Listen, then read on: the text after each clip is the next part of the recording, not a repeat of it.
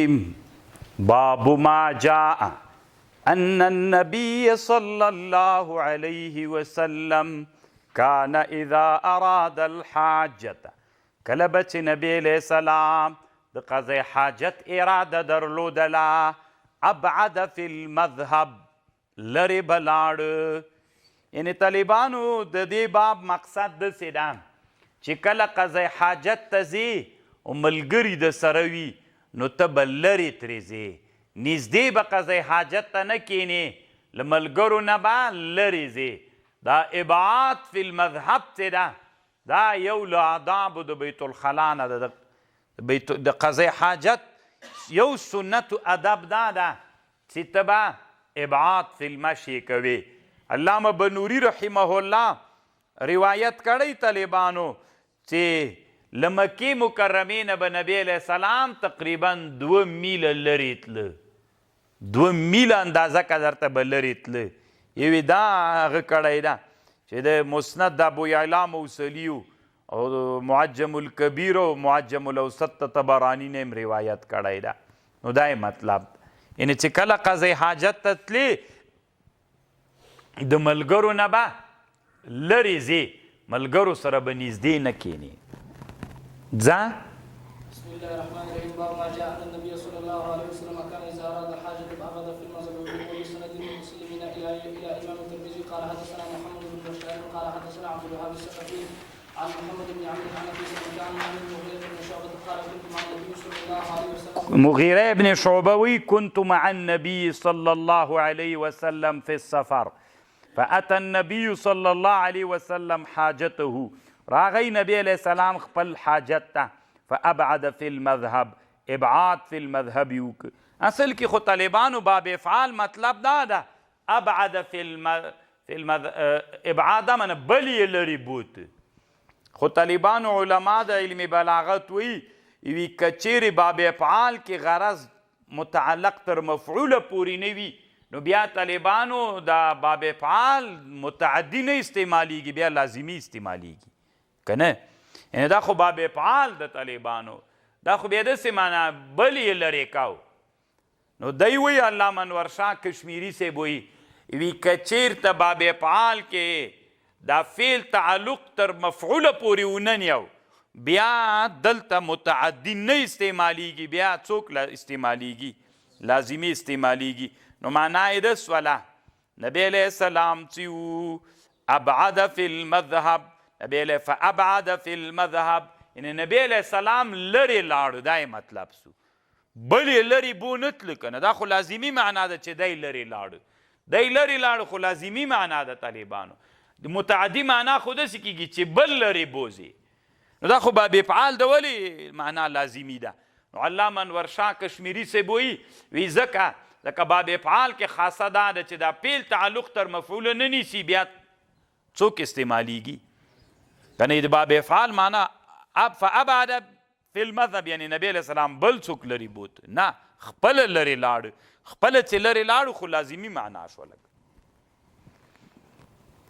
وفي الباب عن عبد الرحمن بن ابي قراد وابي قتادة وجابر ويحيى بن عبيد عن أبيه وأبو موسى وابن عباس وبلال بن حارث وقال الترمذي هذا حديث حسن صحيح وروى عن النبي صلى الله عليه وسلم أنه كان نبي عليه السلام يرتاد لټوبه لبوله خپل بولو د پاره مکانن جای کما یرتاد منزلا لکه څنګه چې یو سړی ځان ته جای لټي کله چې کوچان را روان سي کنه قافله ځان ته هر جي کې اړی که داسې مناسب جي کې اړی کوچان داسې جای کوي کنه چې هلته اوبه وي سیلاب رانسي کنه چې ویدي سي واښه جای ترنه وڅارل سي لیوان نه وي نو کوچان داسې یو جي کې اړی یا میله چې اړی نو لکه څنګه چې سړی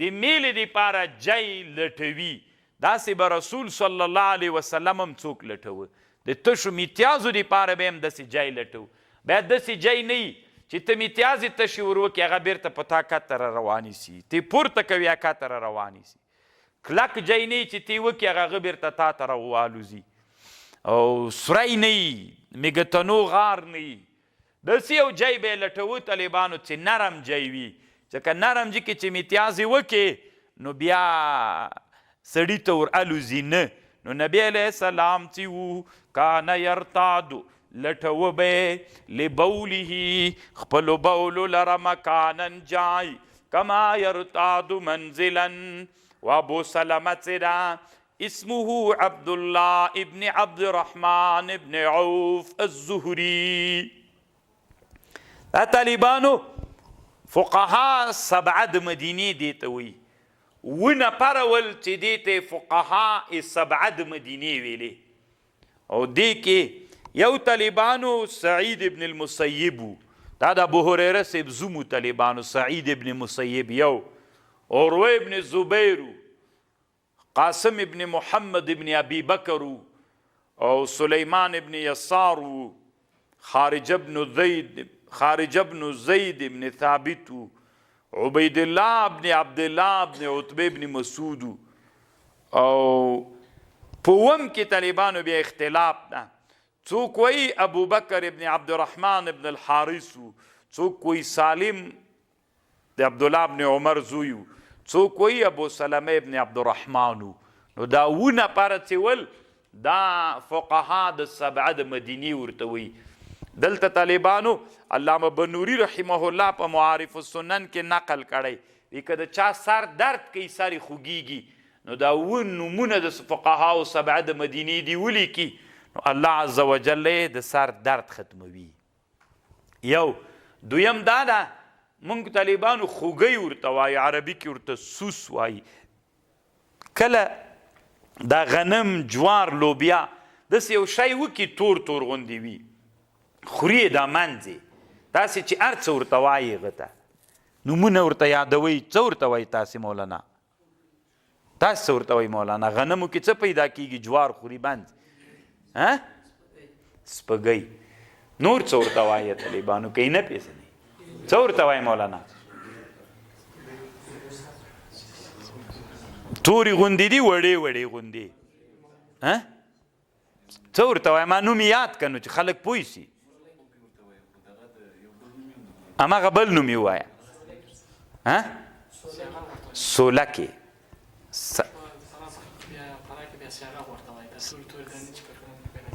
نه دانې نه پیدا کېږي کله چې غنم په کندو کې واچې یا بوجۍ کې واچې یا لوبیا یا غنم یا د حبوبات دې کې واړه تور تور ژوندي حیوانات پیدا کېږي خوري عربي کې ورته سوس وایي تاسې چې په پښتو کې هر څه ورته وایي صحیح ده سوبوسک فارسی کې سمه ده نو طالبانو دا هغه شی دې ته سوس وایي علما وایي که غنمو کې سوبوسک یا خوږی یا دغه شی پیدا سو نو دې ته د فقها سبعه د مدینې نومونه ولیکي دی چې ولیکل او دا دې بیا په همغه کندو بوجۍ کې واچوي الله عز وجل یې ورکوي نو دغه فقها سبعه د مدینې نومونه سعید ابن مسیب عروه ابن الزبیر قاسم ابن محمد ابن ابي بکر خارج ابن زید ابن ثابت عبید الله ابن عبدالله ابن عتبه ابن مسعود سلیمان ابن یسار ابو سلمه ابن عبدالرحمن ابن عوف الزهري نو دا اوه کسان دي نو دا خبر طالبانو دلته علامه بنوري صاحب کړې ده اصل کې د کمال الدین الدمیری شافعي حیات الحیوان نه نقل کړې ده عبدالحی صاحب هم د ده نه نقل کړی ده په فواید البهیې کې نو دا یو شو طالبان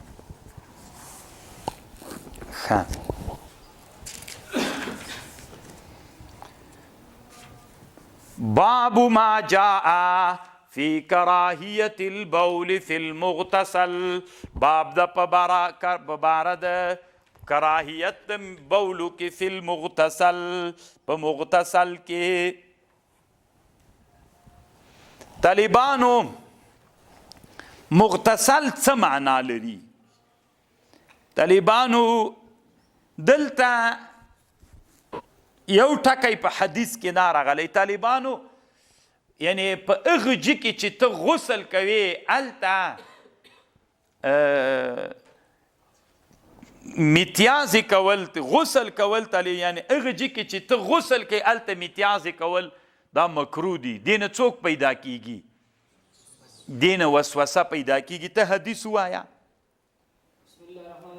هر واری بسم الله نستن م باب وایا الف جانه ته صرف سند وایا قال حدثنا علي بن حجر واحمد بن محمد بن موسى قال اخبرنا عبد الله بن مبارك عن عمر ان شاس عن الحسن عن عبد الله بن مغفل ان النبي صلى الله عليه وسلم نهى عن يبول الرجل في نبی علیہ السلام منع کړی د صلی الله علیه وسلم ان يبول الرجل في مستحمه مستحم څه معنا لري طالبانو مستحم څه ده اصل کې مراد اغه جای ته وایي چې په اغه جي کې سړی په ګرمو اوبو باندې غسل کوي دې ته مستحم وایي مستحم څه معنا هر هغه جای چې سړی هلته په ګرمو اوبو اودس کوي طالبانو امام سیوطي رحمه الله په حاشیه د نسائی کې وی لیکلی دي چې مستحم له ازدادو نه ده ازداد دې ته ویل کېږي طالبانو چې دا معنا ورکوي د دې معنا ضد معنا یو لفظ دوه معناوي ورکوي دا معنا ورکوي دغه د لفظ ضد معنا ورکوي مستحم څه معنا غسل کول په ګرمو اوبو مستحم څه معنا غسل کول جای د غسل د یخو اوبو مستحم څه معنا هغه جای چې په هغه جي کې ته په ګرمو اوبو غسل کوې مستحم څه معنا هغه جای چې هلته ته په یخو اوبو غسل کوې نو دې ته مستحم وي نو امام علامه بنوري رحمه الله د امام سیوطي د ظهر الربانه نقل کوي چې دا په اصل کې له ازدادو نه ده ازداد په علم لغت کې طالبانو ځان ته یو بحث ته لکه ورا څه معنا طالبانو وروسته له تانه ورا مخکې له تانه انا جالس وراک یعنی مخته دې ناستوم انا جالس وراک شاته دې ناستوم دواړه معنا باندې دلالت نو دا طالبانو له ازدادو نه ده یو او دویمه مسله دا د طالبانو چې یو وری به دا د حدیث ترجمه وکړو طالبانو بیا به خبر یعنی ګوره مطلب داسې د نبی علیه السلام منع کړی ان یبول الرجل فی مستحمه غسل یعنی داسې تعبیر وکړو په غسل خانه کې میتیازې کول څنګه دي په غسل خانه کې میتیازې کول څنګه دي نو دا مکروه دي ځکه له دې نه وسوسه پیدا کیږي خو طالبانو تاسې یو ټکي ته ډېر فکر وکئ علماو کې نن مشهوره داسې ده چې کم جي کې ته څوک وکې غسل کوي هلته به تشې میتیازې نه کوي نن طالبانو که فکر وکړي د غسل خانې ټولې همداسې دي که نه د غسل خانې چې دي کوم جي کې چې استنجا کوي کوم جي کې چې تشې میتیازې کوي کوم جي کې چې غسل کوي هماغه ټول شیان یو جي کې دي اوس دلته طالبانو شارحین یو خبر لیکي چې دا مطلقا نه ده ممنوع کوم جي کې چې ته غسل کوي هلته ته څوک مه کوه میتیازې مه کوه خو دا هلته چې مسلک ونه لري دا مځکه خامه وي خټه وي چې ته تشې میتیازې وکړې هماغه هلته جذبېږي پکې پاتې کېږي لکه پخوا افغانستان کې به چې غسلخانې وي که نه دغسې یوه ډبره به ایښې وه یوه تیږه به ایښې وه لږ په یاد مو مي طالبانو هغه اوس به هم زه یم ډېر افغانستان کې لا ډېر پرمختللی حالت نه وي که نه د کوچانو نه وي ټول افغانانو همداسې وو اوس که لږ داسې هغه تللی یعنې د ما په یادښت باندې طالبانو د غسلخانې به داسې وي هغه د مړو تیږې څه وي به یوه دانه ایښې وه بس همغه به و نور داسې یو حالت به و نو طالبانو علما وی که چیرته داسې وي چې دلته خټې وي خټینه ځای و منفذ سری نه درلوده اوبه دلته پاتې کېدې او که اوس غوندې حالت چې پوخ وي مجسس وي شارحین دلته د حدیثو لیکي لکه خلیل احمد ټولو شارحینو کې طالبانو ښه بحث چې په دې موضوع کړی علامه خلیل احمد سهارنپوري سے بذل المجهود کې کړی ده چې پوخ خو یې کې نو بیا که تشې میتیازې وکړي چې اوبه دې پرې واچولې لاړلې بیا که غسل هم وکړي هېڅ پروا نه کوي وسوسه نه پیدا کېږي بیا مکروه نه ده طالبانو دا کراهیت هلته ده چې منفذ نه وي سری نه وي چې دا څوک وځي نو اوبه پې باندې وځي نو الله دې وکړي چې تاسې دې ما په خبر باندې پوه شوي یې طالب صحیح ده که نه اما اوس زمانه کې خو له پوخوالي نه هم ډېر پرمختګ سوی ده اوس خلک کاشي لګوي نو هغه خو بیا مازې چې اوبه پې ور واچوي هېڅ شی نه پاتې کېږي نو چې پاتې نه سول نو کراهیت نشته د طالبانو. کله کله بعضې مسافر یا دوبۍ کې یا له نورې غربي دنیا نه دوی پوښتنه کوي چې دا حدیث تو یې اورېدلی نبي علیه السلام منع کړی سړی امتیاز وکړي په غسلخانه کې. نن خو یې ټول خلک کوي که نه. د هلته طالبانو چې هغه منفذ ونه لري، که منفذ ولري یا لکه داسې چې پوخ چې اوبه دې پرې واچولي هر آثار بیخي ختم سول، مکمل آثار بیخي ختم شول. طالبانو هلته څوک نشته ده، آثار نشته ده، بیا هلته وسوسه نه پیدا کیږي او بیا کراهیت نشته ده. علامه بنوري رحمه الله دلته معارف السنن کې هم لیکلي دي. دغه باب چې په ابوداود شریف کې راځي هلته دې باب کې طالبانو هغه هم بحث کړی د علامه خلیل احمد سهارنپوري رحمه الله. الله دې وکړي چې تاسې بیا دې ما په خبر پوه شوي. بیا وروسته پوښتنه وکړه، سبق وخت کې پوښتنې اجازه چاته نشته محترمه. نو نبی علیہ السلام څه وایي؟ ان النبي صلی الله علیه وسلم نهى ان یبول الرجل فی مستحمه. میتیاز دې نه کوي نبی علیہ السلام وایي په مستحم کې. وقال ان عامة الوسواس من عامة الوسواس چې د طالبانو دا له دینه. دلته طالبانو یوه خبر بله علما کوي، دا عامت څه د عام دا لفظ دا طالبانو علما وی مضاف استعمالیدل ممنوع دي. علما د علم نحو وی عام ان عامته نو عام لفظ سره طالبانو دا مضاف مستعمل سوی ده، وسوسې ته مضاف سوی او دا په نحو کې مضاف نه استعمالیږي، دا حال استعمالیږي. دلته ولې مستعمل سوی ده؟ نو بیا طالبانو انور شاه کشمیری رحمه الله لیکلی دي دوه خبرې کړي چې همدغه لفظ مضاف تبتزانی په شر المقاصد کې استعمال کړی ده.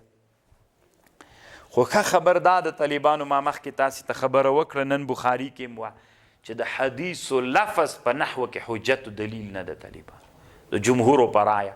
اگر چې دنیا کې یو عالم تیر سوی علامه ابن مالک ورته وي الفیه د یو کتاب د په نحو کې الفیه د ابن مالک ورته وي. په الفیه د ابن مالک کې طالبانو لیکلي چې حدیث لفظ د حدیث په نحو کې حجت ده، اما صحیح خبر دا د جمهور علماو د اکثر علماو چې لفظ د حدیث څوک نه ده، حجت نه ده. فإن عامة الوسواس من طالبانو دا وسواس څه معنا لري؟ نو وسواس چې دا علماوی درې هغه لري، یا وسواس لمم یا نسیان. طالبانو دغه میتیازې په مغتسل کې کول وسوسه پیدا کوي. وسوسه څه معنا طالبانو؟ لمم پیدا کوي. لمم څه معنا طالبانو؟ ملخولیا. ملخولیا وی دا یو مرض د طالبانو ملخولیا ورته وي، هغه سړي ته پیدا کوي که نه داسې وسوسهیي غوندې سي سړی. یا طالبانو یعنی د په غسلخانه کې چې سړی میتیازې کوي خو هغه غسلخانې نو چې ته میتیازې کوي پکې نو دا دوه مرض وسوسه څه معنا طالبانو؟ یو مرض د لمم و ملخولیا ورته وي. یا طالبانو علماوی نسیان سړي ته پیدا کیږي، نسیان و ویره سړي حافظه خرابیږي. طالبانو د ترمیزی او شارح ده هغه غیر مقلد ده، علامه عبدالرحمن مبارک فوری ډېر ښه عالم تیر سوی طالبانو. هغه وی حدیث مطلق راغلی د نبی علیه السلام منع کړي ان یبول الرجل فی مستحمی. وایي که دا نن زمانه کې پاخم راوتلی دي په دغه کې میتیازې کول مکروه دي چې بیا غسل پکې کوي مطلقا. اما ټول شارحین غیر لدنه خصوصا د موږ د احنافو شارحین غیر د موږ د احنافو نه طالبانو ټول علما که شافعي دي که حنبلي دي که مالکي دي هغوی په مستحم کې میتیازې چې مکروه دي هلته مکروه دي چې منفذ ونه لري او میتیازې لکه د هغو زمانه کې چې پاخه دي هېڅ کله کراهیت نسته غیر د دغه لالا نه. نو دغه لالا طالبانو کله کله تفردات لري، دوه معناوي لري، وسوسه پیدا کوي، ملخولیا پیدا کوي یا نسیان پیدا کوي. علامه بنوري رحمه الله دلته طالبانو لیکل کړي دي کم شیان دي چې نسیان پیدا کوي. دا په تجربه ثابت دي. بعضې شیان سړي قوه حافظه ختموي. موږک چې کم شي نه خوراک کړي هغه سور پسخورده د موږک او سپږه دي چې ګیر کړله قمله عربي کې ورته وایي څوک کنه ورته وایي. اثر کې څه پیدا کېږي؟ دا دی چې ګیر کړله ژوندی دی چې خوښه کړه دا هم حافظه ختموي. په ولاړو اوبو کې تشي میتیازې کول حافظه خرابوي. قطع القطار، قطار د اوښانو چې کوم قطاره رواني دی کې هغې چې قطع کې که نه دا حافظه خرابوي. زاول ازدول طالبانو مدغ العلق دا د سړي حافظه خرابوي. تروشه مڼه خوړل خامه موږ غوره ورته وایو دا حافظه خرابوي. واکل الکزبرة الرطب موږ دنیا ورته وایي کچنیزم ورته وایو دا شین څه ده دا سړي حافظه خرابوي. او بل دا د طالبانو کله چې یو سړی په دار باندې راځوړند کړی وي نو هغه ته چې ته ګورې دا حافظه خرابوي. او دا هغه کول څه ورته وایي حجامت د دې څټ په دې کاسه کې د څټ طرف ته داسې کاسه غوندې جای څه ده داسې لږ حفر چې پکې ده دې کې او تروشه غوښه خوړل چې دا موږ او تاسې ورته لاندې وایي چې دا ډېره تروشه وي د دې خوړل حافظه خرابوي. او د دیګ نه خوراک کول، دیګ نه په کاسه کې راواچوه، څوک چې له دیګ نه خوراک کوي ډایرکټ له دیګ نه دا حافظه خرابوي. او ډېر ټوکې کول او د قبرونو هدیرې په منځ کې خندا کول دا حافظې ته ډېر تاوان رسوي، حافظه خرابوي. او داس د استنجا په جي کې طالبانو دا په تجربه ثابته ده چې حافظه خرابوي. بالښت پرتوګ او پګړۍ نه بالښت جوړول، کله کله چې بالښت دی نو پګړۍ راواخلې څادر سر ته یې کېږدي، خو دا چې علی الدوام وي یا پرتوګ وباسې سر ته یې کېږدي بالښت ترې جوړ کړي دا حافظه خرابوي. او جنوب سړی چې اسمان ته ګوري ډېر دا حافظه خرابوي. او کوټه طالبانو په ټوټه باندې پاکول، صافي غوندې څه کوټه چې پې پاکوي دا علما وي حافظه. علامه بنوري رحمه الله دلته معارف السنن کې دا شیان نقل کړي دي. نو طالبانو ما په قمقمې کې بیا تر دې نم ډېر کړي دي، بیخي ډېر انشاءالله دومره تحقیق مې کړی طالبانو معاصرینو کې بچا دومره شیان بیا نه یې راجمع کړي. وفي الباب عن رجل من أصحاب النبي صلى الله عليه وسلم قال أبو عيساوي هذا حديث غريب لا نعرفه مرفوعا، دا حديث غريب دا لا نعرفه مرفوعا إلا من حديث أشعث بن عبد الله ويقال له الأشعث الأعمى. وقد كره قوم مكروب للي قوم لأهل علمنا البول في المغتسل وقالوا عامة الوسواس من ورخص فيه. أنا طالبانو یو قوم یو ډلې د علماو دا میتیازې په مغتسل کې مکروه بللي، بعضې علماو جایز بللي، منهم ابن سیرین، ابن سیرین هم مکروه بللي، جایز بللي. طالبان ابن سیرین وی په مغتسل کې میتیازې کول هیڅ مکروه نه دي، مطلقا جایز دي. وقیل له چا ابن سیرین ته ویلې ان عامة الوسواس من عامة الوسواس لام دین را پیدا کیږي. فقال دورت ویلې لا فقال دورت ویلې ربنا الله لا شریک له، رب دی مونږ الله ده، الله شریک نه لري. دلته طالبانو یو څو خبرې کوي. ابن سیرین ته چا ویلي چې میتیازې په مغتسل کې څوک پیدا کوي؟ وسوسه پیدا کوي. ده څه ورته ویلې؟ ده ورته ویلې ربنا الله لا شریک له، یعنی ته وایې چې وسوسه تر پیدا کیږي. نو وسوسه له د میتیازو نه په مغتسل کې پیدا کیږي؟ نه نه، وسوسه الله پیدا کوي، بل چاته یې مه منسوبوه. ته چې بل چاته منسوبوي تا څوک وکړه؟ شرک دی وکړه. وسوسه دا د بول مولو نه پیدا کوي، ډایرکټ الله پیدا کوي. یعنی دلته طالبانو داسې ده چې لکه دغه څه وي څه ورته وایي ابن سیرین چې بیخي اسباب مني نه، یو شی له اسبابو بیخي را پیدا کېږي نه، ډایرکټ څوک یې پیدا کوي؟ الله یې پیدا کوي. خو طالبانو علما لیکي وایي صحیح خبر دا ده چې ابن سیرین ته حدیث نه ورسېدلی، که حدیث ورته رسېدلی وای طالبانو دا خبره یې نه کوله. دلته طالبانو لږ تمکیږو او لږ خبر کوو. علما وی طالبانو معارضه له حدیث سره، یا به معارضه حقیقیه وي یا به معارضه سوري وي. که چیرته طالبانو له حدیث سره معارضه حقیقي وکړي دا کفر ده. هلته حدیث داسې وایي چې له مغتسل کې میتیازي کولو باندې وسوسه پیدا کیږي. حدیث داسې وایي ته راجګ چې له هغې سره معارضه وکړي چې دا بیخي منم نه، الله وسوسه پیدا کوي، دې شیانو نه پیدا کیږي. که معارضه حقیقي سي طالبانو دا کفر ده بیخي. اما له حدیث سره معارضه سوریم طالبانو ناروا ده. معارضه حقیقي خو د حدیث په مقابل کې کفر ده. معارضه سوری چې حدیث سره داسې معارضه وکړي چې صورت د معارضي وي، اگر چې حقیقت کې د تا دا نیت نه وي، دا کفر نه ده طالبانو، خو ناروا ده.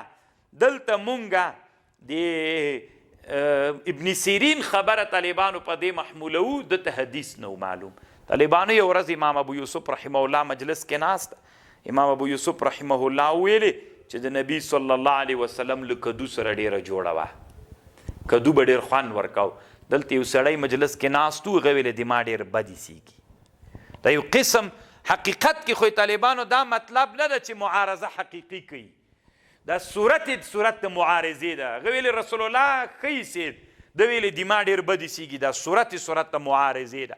دغه معارضه سوري هم طالبانو ابو یوسف رحمه الله هغه پې باندې راوویستله توره، وي زر که توبه وباسه، دستي علی الفور توبه پې باندې وویست.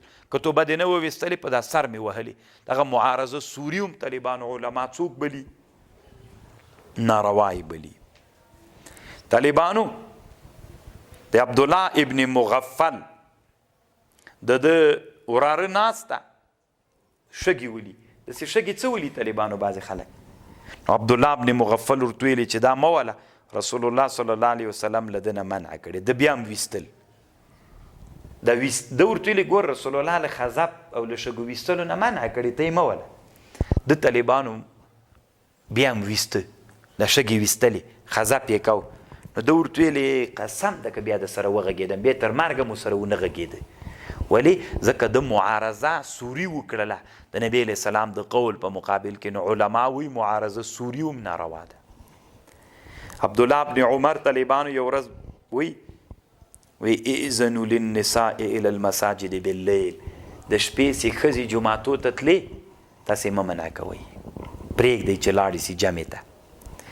د زوی واقد هغه ورته ویلې والله لا نأذنن لهن، زه قسم په الله باندې که ښځو ته اجازه وکړم چې د شپې لاړ سي.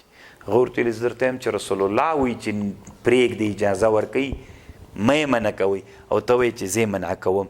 نو دا معارضه سوله طالبانو، او معارضه سوري معارضه و طالبانو، چې دا حدیث په مسند د امام احمد ابن حنبل او په نورو کتابونو کې هم شته. بخاري کې هم طالبانو دې ته مستقل باب د امام بخاري لا تمنعوا اماء الله مساجد الله، ښځې جومات ته له تللو نه مه منع کوي طالبانو. صریح حدیث په دې باندې راغلی ده. هغه زمانه کې عمر رضی الله عنه یوه ښځه وکړله، په دې شرط یې وکړه، ښځې ورته ویلې کوم دی؟ په دې شرط چې ما به له جوماته نه منع کوي. خبر پوهېږي؟ بیا اوږده قیصه ده درته کوم یې. او دریم حدیث دا ده طالبانو یو ورځ عبدالله بن عمر وی نبی علیه السلام وی من استيقظ من منامه فانه لا لاس یومینځي فانه لا یدري اين بات یده. دلته یو سړی ناست، هغه ورته وایي که حوض بیا به څنګه کوې؟ که حوض یې که نه بیا به څنګه کوې؟ نو هغه ورته ویلې عبدالله ابن زه د رسول الله درته یم، ورته وایي که حوض یې. یعنې دغه معارضه سوري صحابو بده ګڼله.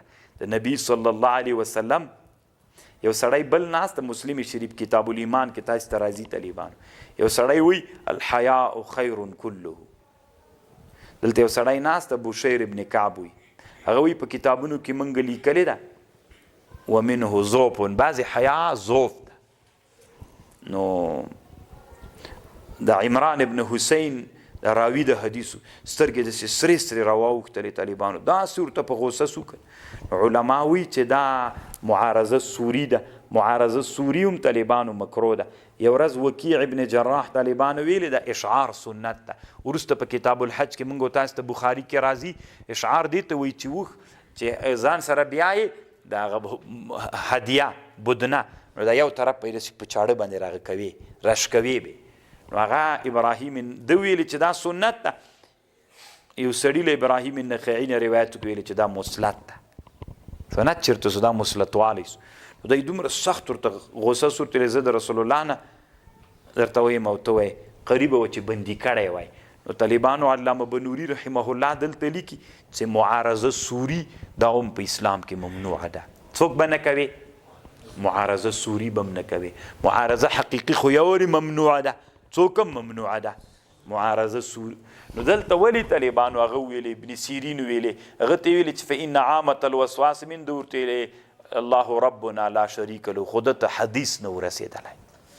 دلته یوه خبر طالبانو پاتې ده. دغه خبر چونکې تر همدې مسړې تړاو لري چې علما په دې باندې بحث کوي. طالبانو الله چې اور پیدا کړی، په دې اور کې یو اثر ده چې سوځول دي.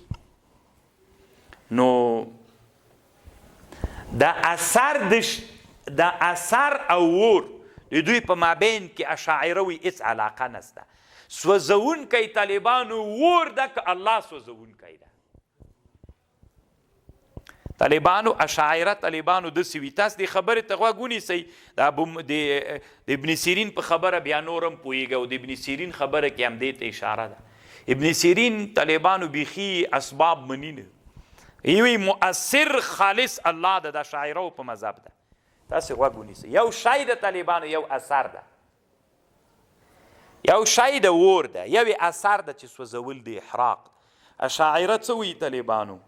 اشاعره وی دا اثر او د شي په مابین کې هېڅ علاقه نسته ده.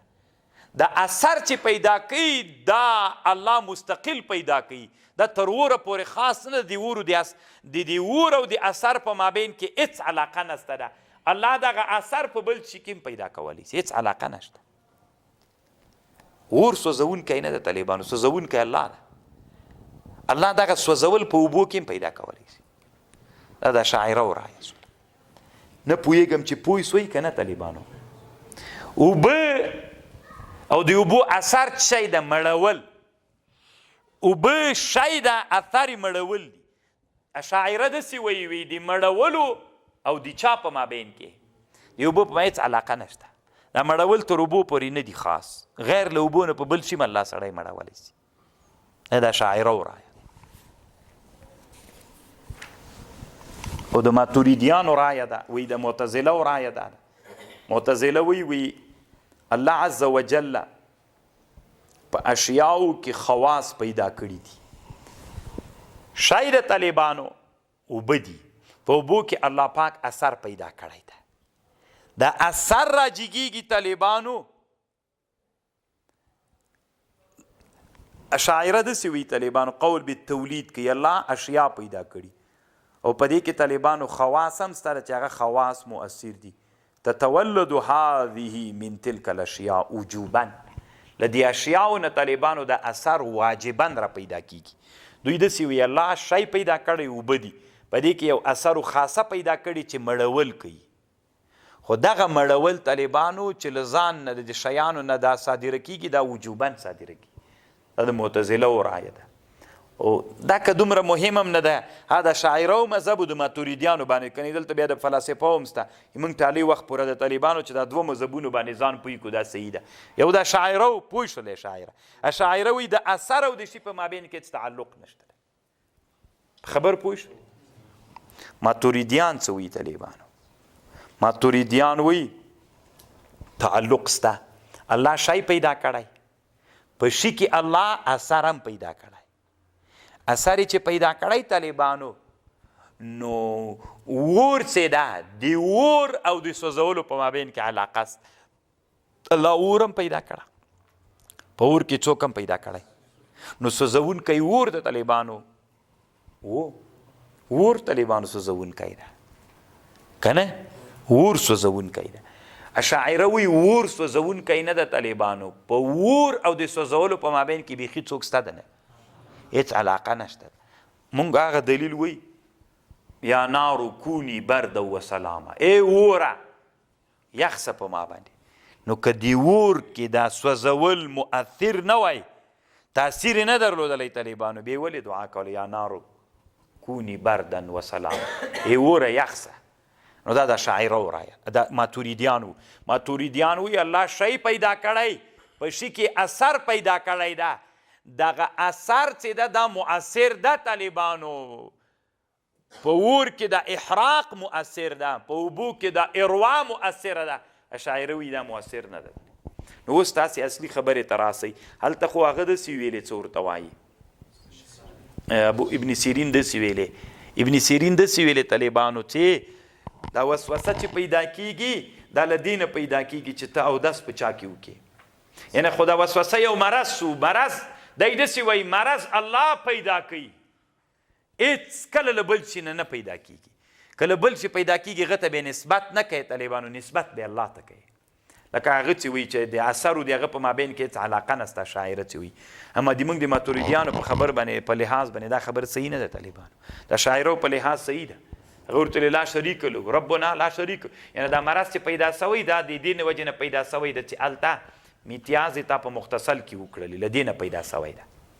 نو دوی اشاعره خدا نه مني دوی وی نه دا الله پیدا کړی ده سبب نه بیخي منکر دي ځکه دوی وی چې دا معاصر بیخي سته ده د اثر کړنه بیخي نه مني طالبانو خبر باندې پوه شولې. نو دا غبل یو علمي مسلې ته علامه بنوري رحمه الله دلته اشاره کړې وله. نو قال ابن مبارک وی قد وسع فی البول فی المغتسل وسعت کړی د په بولو کې په مغتسل کې اذا جرى فيه الماء ګوره طالبانو کنه که اوبه جاري سولې بیا څنګه دي عبد الله ابن مبارک وی مغتسل کې چې میتیاز مکروه دي دا الته چې د میتیاز منفذ ونه لري د وتلو جای ونه لري ما درته ویلې که پوخ سوی وي جای پوخ وي به منفذ لري بیا مکروه ده. قال ابو عيسى وی حدثنا بذلك احمد بن عبد العاملي عن حبان عن عبد الله ابن مبارك بس